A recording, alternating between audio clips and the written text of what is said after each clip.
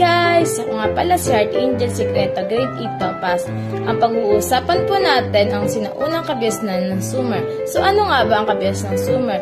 Ang Sumer ay Mesopotamia. Ang Mesopotamia ay kinilala bilang cradle of civilization. Dahil ito umusbong ang unang civilization ng lipunan ng mga tao. Bakit cradle of civilization? Matatagpuan ang Mesopotamia sa gitnang silangan na tinatawag na Fertile Crescent, Iraq. Isang arko ang matandang lupa, naging tagpuan ng bawat iba't ibang grupo ng mga tao. Ang kabiasnang Sumer ay umusbong malapit sa dalawang ilog na Tigris at Euphrates noong 3,500-3,000 BCE. Pinakamatanda at pinakaunang kabiasnan sa daigdig. At dito naman nagsimula ang mga umusbong ng lungsod, tulad ng Uruk, Iraq, Arido, Lagash, Nepo, at Kis. Kabiasnang Sumer, mga ambag ng kabiasnang sanhi ng pag-unlad at pagbaksak ng mga inbensyon. Mga papel na ginampanan ng pangaring hari, tagapamahala ng spiritual at isang politikal na leader ang mga panunong militar at pagpalit sa paring hari bilang pinuno ng templo ang estado.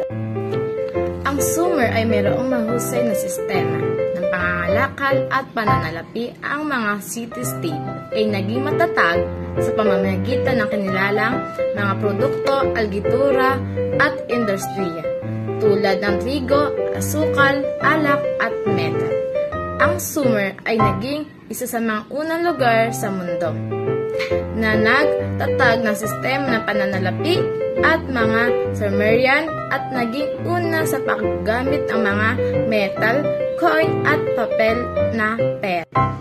Ang Sumer ay meron isang malawak na sistema ng edukasyon at mga Sumerian ay kinilala sa kanilang mga kontribusyon at sa sining at kultura tulad ng arkitektura, musika, literatura at sining. Ng pagsusulat, ang mga Sumerian ay nagtatag ng mga unang aklat sa mundo. At ang kanilang pagsusulat sa unicorn ay naging isang pangunahing sistema ng pagsusulat at silangan ng Asya.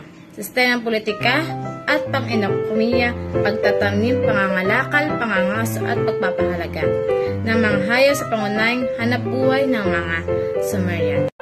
Again, ako nga pala si Heart Angel Secreto, grade 8 Topas.